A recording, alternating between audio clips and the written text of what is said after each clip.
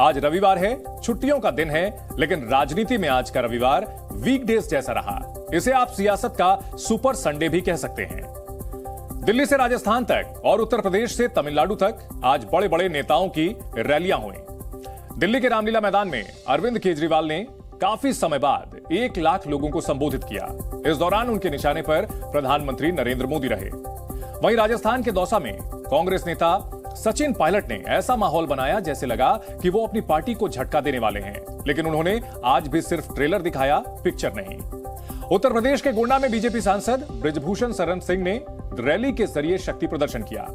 बृजभूषण भारतीय कुश्ती महासंघ के पूर्व अध्यक्ष हैं और उन पर महिला पहलवानों के यौन उत्पीड़न का आरोप है। सियासी अखाड़े में बृजभूषण ने आज शेर और चौपाई का दांव चला। और केंद्रीय गृह मंत्री आज दक्षिण की सियासी हवा का रुख जानने तमिलनाडु पहुंचे। यहां उनकी रैली थी। बीजेपी का इरादा तमिलनाडु में धोनी की तरह छा जाने का है। कोशिश जारी है, लेकिन चेन्नई उसके लिए अब भी बहुत दूर है। कुल मिलाकर आप यह कह सकते हैं कि वर्ष 2024 का लोकसभा चुनाव जैसे जैसे नजदीक आ रहा है, देश का राजनीतिक तापमान बढ़ता चला जा रहा है।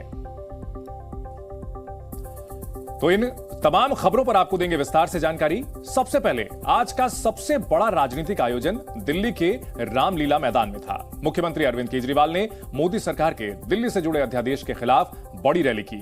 आम आदमी पार्टी के मुताबिक रामलीला मैदान की रैली में करीब 1 लाख लोग जुटे। 36 मिनट के भाषण में अरविंद केजरीवाल ने प्रधानमंत्री नरेंद्र मोदी पर कई बड़े आरोप लगाए और उनको चुनौती भी दी। अरविंद केजरीवाल के भाषण की जो 5 बड़ी बातें रही, आपको उसके बारे में बताते हैं। केजरीवाल ने मोदी सरकार की तुलना तानाशाह सरकार से की। उन्होंने कहा कि घर में चर्चा है कि प्रधानमंत्री मोदी इतने तानाशाह क्यों हो गए। केजरीवाल ने आरोप लगाया कि प्रधानमंत्री में अहंकार है और वो सर्वोच्च न्यायालय को भी नहीं मानते। सरकार ने अध्यादेश लाकर सुप्रीम कोर्ट के फैसले को पलट दिया। उन्होंने ये भी कहा कि एक मनीष सिसोदिया को जेल में डालेंगे तो दूसरा आ जाएगा। उनके पास एक नहीं 100 मनीष सिसोदिया हैं। उन्होंने पीएम मोदी को चुनौती देते हुए कहा कि उनके 21 साल के काम और मेरे 8 साल के काम देख लें, पता चल जाएगा कि किसने अच्छा काम किया है। तानाशाही को खत्म करने के लिए फिर से इकट्ठे हुए हैं और जैसे उस वक्त भ्रष्टाचार के खिलाफ आंदोलन हमारा सफल हुआ था, आज इसी मंच से जो आंदोलन शुरू हो रहा है, हमारे देश के अंदर जो तानाशाही लाई जा रही है उसे खत्म करने का जो आंदोलन शुरू हो रहा है, जनतंत्र को खत्म करने का जो आंदोलन शुरू हो रहा है, संविधान को बचाने का जो आंदोलन आज शुरू हो रहा है, बहुत जल्दी इस आंदोलन को भी सफलता मिलेगी। रामलीला मैदान में अरविंद केजरीवाल का आज का पूरा भाषण प्रधानमंत्री नरेंद्र मोदी पर केंद्रित था। उनकी नाराजगी की सबसे बड़ी वजह है वो अध्यादेश जो मोदी सरकार सुप्रीम कोर्ट के फैसले के बाद लेकर आई है।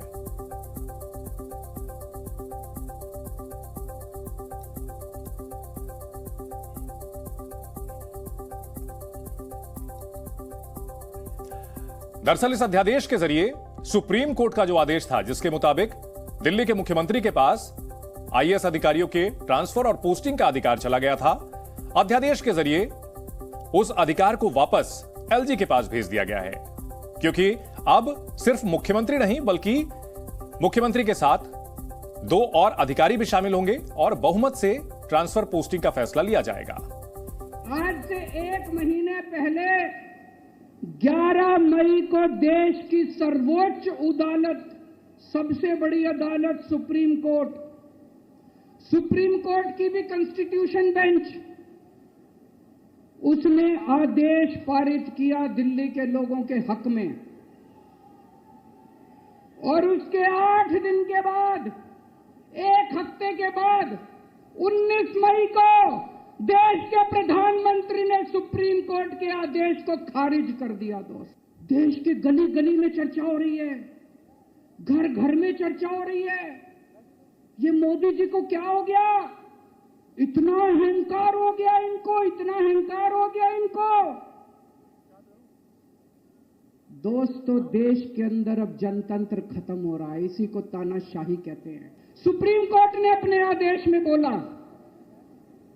कि भारत एक जनतंत्र है, भारत में जनता सुप्रीम है, जनता अपनी सरकार चुनती है, उस सरकार को जनता के काम करने का पूरा अधिकार होना चाहिए।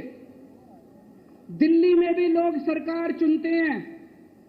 दिल्ली की सरकार को भी, जिस भी सरकार को दिल्ली के लोग चुनते हैं, चाहे इस पार्टी की सरकार हो चाहे उस पार्टी की सरकार हो, सुप्रीम कोर्ट ने कहा कि जो भी सरकार दिल्ली के लोग चुनते हैं, जनता सुप्रीम है, दिल्ली की जनता सुप्रीम है, उस सरकार को काम करने का अधिकार होना चाहिए।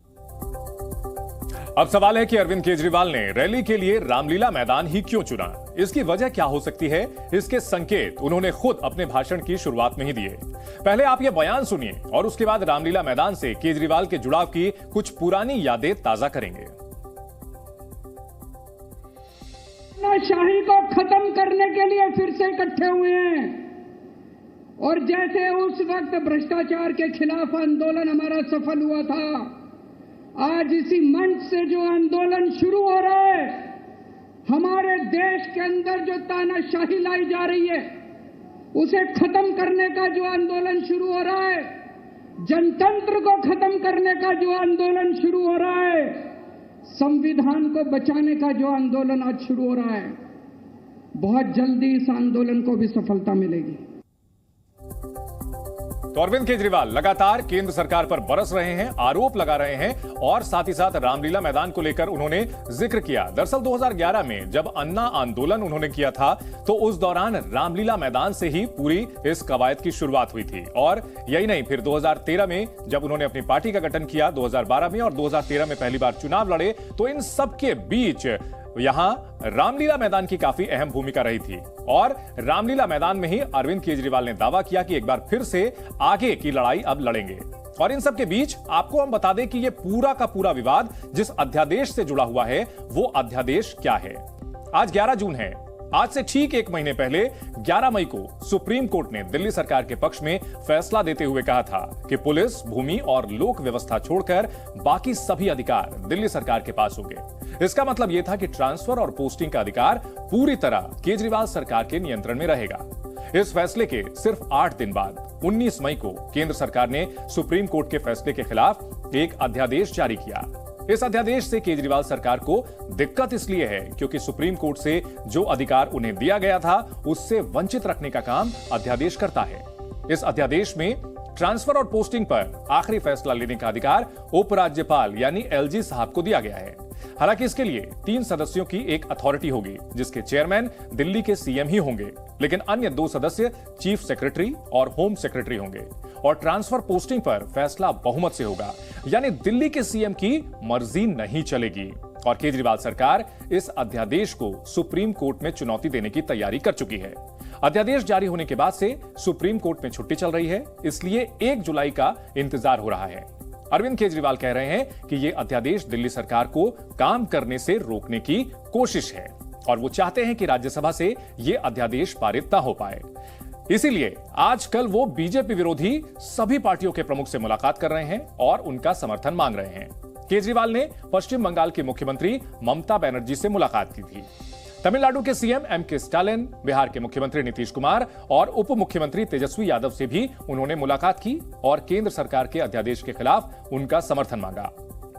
यही नहीं, एनसीपी के अध्यक्ष शरद पवार, उद्धव ठाकरे, समाजवादी पार्टी के अध्यक्ष अखिलेश यादव और झारखंड के सीएम हेमंत सोरेन से मिलकर भी उन्होंने इन सभी नेताओं से समर्थन मांगा और दावा किया कि जिस तरह से अगर इस अध्यादेश को राज्यसभा में गिरा दिया जाए तो आगे 2024 के लिए मोदी सरकार की विदाई की उल्टी गिनती शुरू हो जाएगी।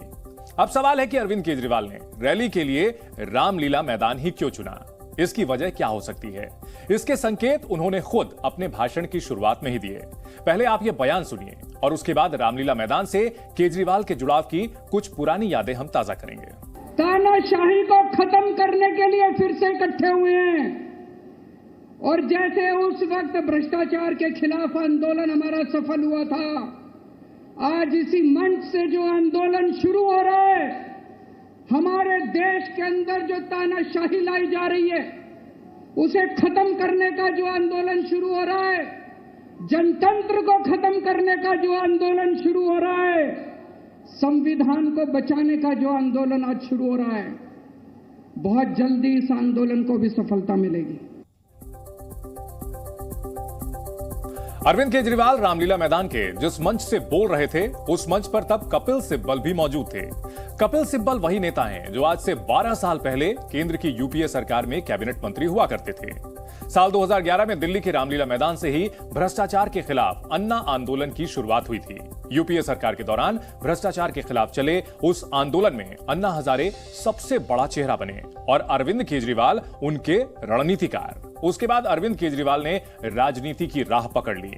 आम आदमी पार्टी बनाकर उन्होंने पहली बार दिल्ली में विधानसभा का चुनाव लड़ा और उसी चुनाव के बाद दिल्ली के मुख्यमंत्री भी बन गए। साल था 2013 और सीएम की शपथ के लिए उन्होंने जो जगह चुनी थी वो जगह थी रामलीला मैदान।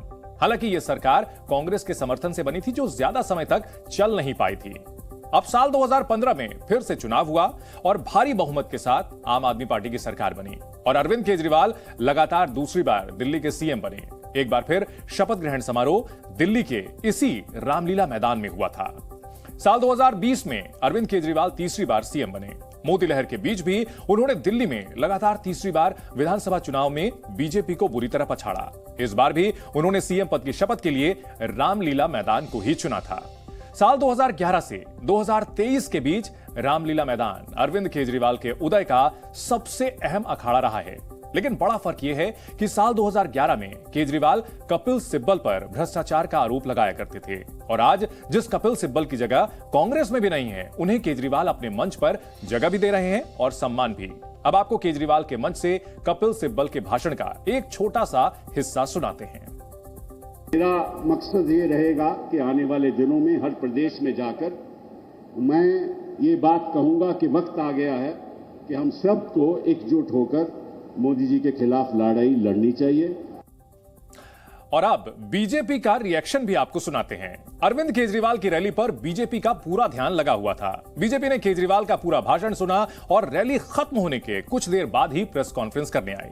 दिल्ली बीजेपी के 3 बड़े नेताओं ने केजरीवाल पर एक साथ पलटवार किया। बेशर्मी की हद देखिए। हमारे कहावत है देहात में कि भैंस अपने रंग को देखती नहीं और छाते को देखकर बिदकती है। और वो वीडियो हर चैनल के पास होगी। कपिल सिब्बल जिसमें भ्रष्ट आदमी थे। मेरा निवेदन है मीडिया के बंधुओं से, वो आज देश के लोगों को, दिल्ली के लोगों को चैनल जरूर दिखाएं जहां वो एक तरफ आज कसीदे पढ़ रहे थे और सत्ता में आने से पहले कपिल सिब्बल की क्या ईमानदारी का बखान कर रहे थे कि वो ईमानदार हैं, चोर हैं, भ्रष्ट हैं, बढ़िया है। तो जनता को इसका पता लग जाना चाहिए। आज जब रामलीला मैदान में राजा साहब पहुंचे 174 करोड़ के घर से निकल के लगभग 10 से 12 करोड़ की गाड़ियों के काफिले के साथ, तो मैं ये सोच रहा था कि इस रामलीला मैदान को 1-2 दिन बाद थोड़ा सा कुछ शुद्ध जल से छिड़काव करके शुद्ध करना पड़ेगा। क्यों? क्योंकि मुझे वो रामलीला मैदान याद आ रहा था, वो समय आ रहा था जब इसी रामलीला मैदान में अन्ना हजारे के साथ यही व्यक्ति बैठा था। और उद्देश्य क्या था? India against corruption. उद्देश्य क्या था? भ्रष्टाचारियों से मुक्ति। आज उसी रामलीला मैदान में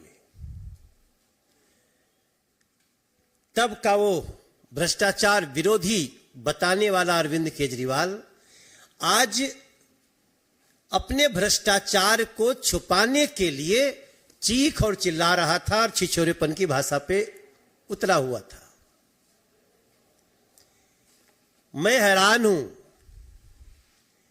एक बार भी उनके मुंह से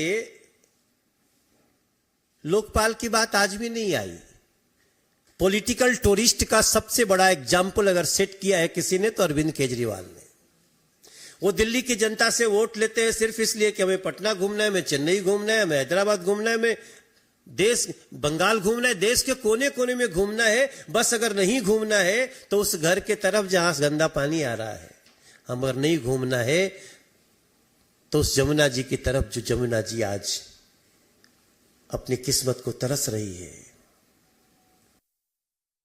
उन्होंने कहा कि मेरे पास 100 मनीष सिसोदिया और 100 सत्येंद्र जैन है। तो इसका मतलब भ्रष्टाचार की गंगा पूरी पार्टी में बह रही है। अगर ये दो कम पड़ रहे हो तो अरविंद केजरीवाल के पास ऐसे 100 सत्येंद्र जैन और 100 मनीष सिसोदिया हैं। तो इन भ्रष्टाचारियों की पार्टी से आप उम्मीद भी क्या कर सकते हैं? ये पार्टी ही धूर्त और मक्कारों की पार्टी है, क्योंकि इनको ट्रेनिंग केजरीवाल ने ऐसी दी है कि कैसे आपको पैसा लूटना है। जी